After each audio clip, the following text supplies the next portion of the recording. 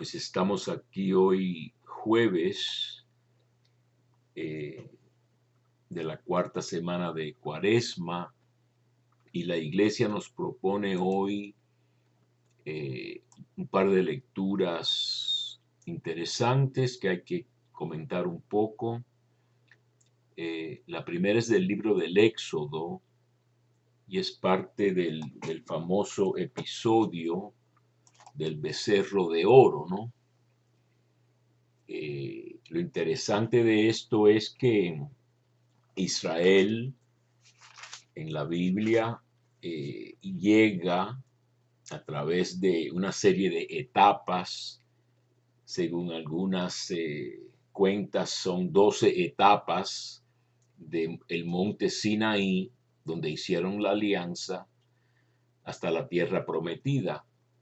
Hay otra versión que hay 40 etapas, pero interesantemente en la etapa número 7, que es un número bíblico de perfección importante, llegan al Sinaí en el capítulo 19 del Éxodo, y ahí pues se preparan y hacen esta alianza con Yahvé. Y los 10 mandamientos, en la versión del libro del Éxodo, que es un poco diferente a la versión del libro del Deuteronomio. Hay dos diferentes versiones del decálogo de los 10 mandamientos, pero el primer mandamiento siempre es, yo Yahvé, su Dios, los he sacado del país de Egipto, de la casa de servidumbre, no habrá para ti otros dioses delante de mí, para seguirlos, ¿verdad? O que estén antepuestos a Yahvé. No te harás escultura ni imagen alguna de lo que hay arriba en los cielos, ni lo que hay abajo en la tierra, ni en las aguas, etcétera. No te postrarás, ni les darás culto, porque yo Yahvé soy un Dios celoso, o fogoso, o apasionado. Esta palabra, ¿no? Que castigo la iniquidad de los padres en los hijos hasta la tercera y cuarta generación de los que me odian, y tengo misericordia por millares con los que me aman y guardan mis mandamientos. Así que el primer mandamiento es muy importante. Y están en el monte Sinaí y suceden varias cosas, varias reglas. Hay un código de la alianza que se narra. Se ratifica la alianza en el capítulo 24 con las mismas palabras que usa Jesús en la última cena. Esta es la sangre de la alianza que Yahvé ha hecho con ustedes según todas estas palabras. E interesantemente sube Moisés con su hermano sacerdote Aarón, Nadab, Abiú y 70 de los ancianos, y vieron al Dios de Israel. Bajo sus pies había como un pavimento de zafiro, tan puro como el mismo cielo. No extendió su mano contra los notables de Israel. Así que pudieron ver a Dios y Dios no hizo nada contra ellos. Y vieron a Dios y comieron y bebieron. Son pasajes interesantísimos de estas tradiciones, ¿verdad? Y después, a partir del capítulo 25 del Éxodo, el Señor da instrucciones a Moisés, según una copia que hay en el cielo, en presencia de Dios, para la construcción de esta morada, en este caso transportable por el desierto, donde al final del libro del Éxodo, en el capítulo 40, bajará Yahvé en forma de nube, etcétera. La gloria de Yahvé cubrirá, llenará esta morada. Y es algo muy parecido a el verbo habitó entre nosotros, se encarnó de la Virgen María. Hay una cierta serie de paralelos ahí que no voy a hablar ahora. Pero esta parte sacerdotal de cómo ordenar a los sacerdotes, o por lo menos cómo construir la morada, y después seguirá cómo ordenar a los sacerdotes, etcétera, una serie de reglamentos, se interrumpe con el capítulo 32, que es el famoso capítulo del becerro de oro. Y en la tradición judía el pecado original viene siendo no tanto Adán y Eva en el jardín, sino el hecho de que inmediatamente después de hacer esta alianza con el Dios que los ha librado de la esclavitud en Egipto, y se comprometen y se ratifica la alianza con sangre sobre el altar y sobre el pueblo, que significa unión entre Dios y el pueblo a través de la sangre, que es vida y tiene valor cúltico, no es parte del rito judío religioso.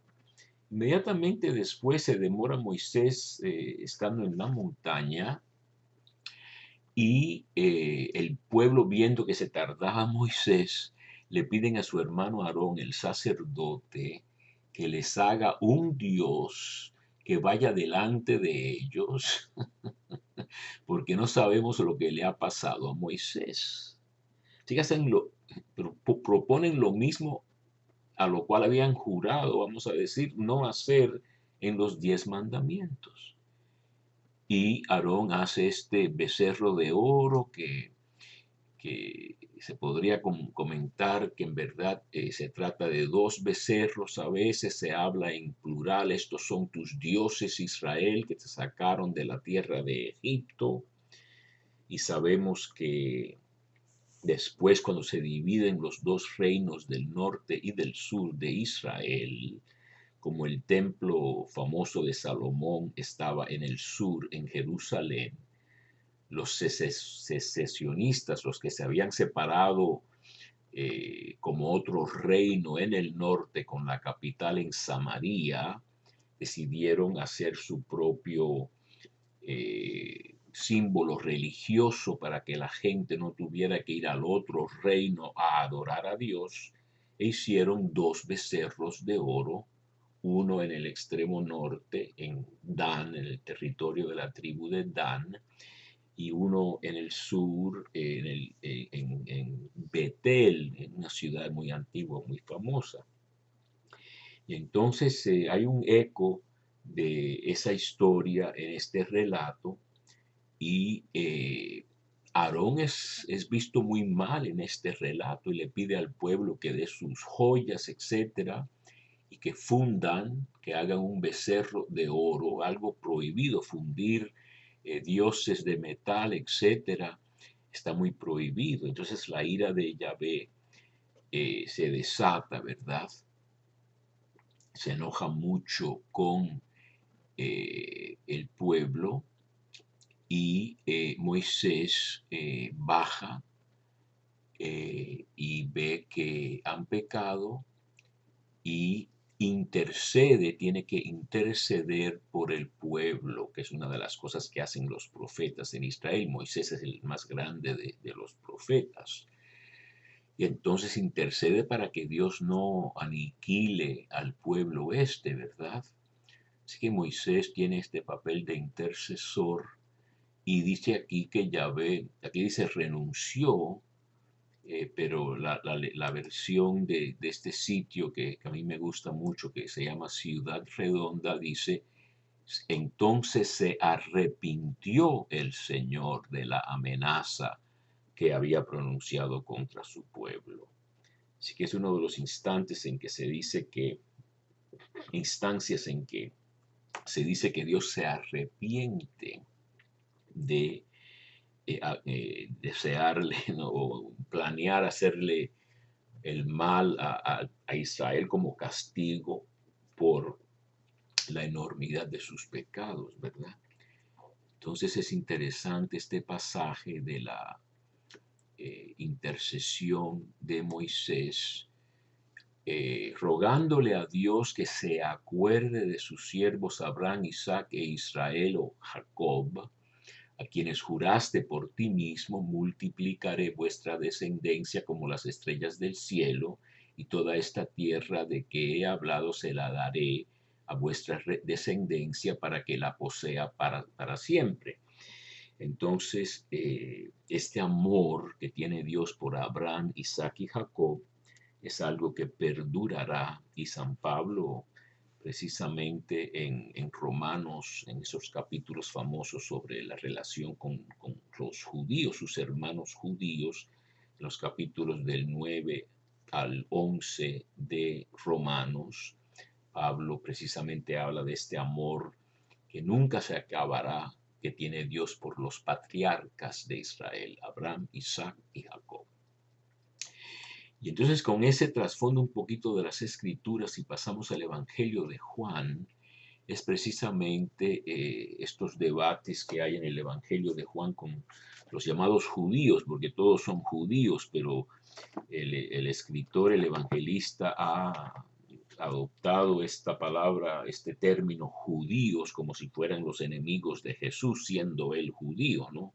Él le dice a la samaritana, ¿no? La salvación viene de los judíos, cuando la samaritana en Juan 4 le dice, ¿cómo tú siendo judío me hablas a mí, una mujer samaritana? Porque los judíos y los samaritanos no se hablaban, no se daban la palabra. Y entonces estos judíos en Juan son como unos personajes en una obra, pero hay que entender que no es Jesús un católico contra los judíos, sino que todos son judíos, pero en este evangelio se comienza a utilizar este término judíos como los que no creen en Jesús, aunque después hay capítulos en que sí creen en Jesús, pero después se echan para atrás, etc. Lo interesante del evangelio de hoy, de la misa en Juan 5, del 31 al 47, es que uno de los temas del Evangelio de Juan es la comparación entre Moisés y Jesús. Desde el primer capítulo se dice, nadie jamás ha visto a Dios. Moisés se decía que hablaba con Dios cara a cara, como un amigo, boca a boca, se usa la expresión esa.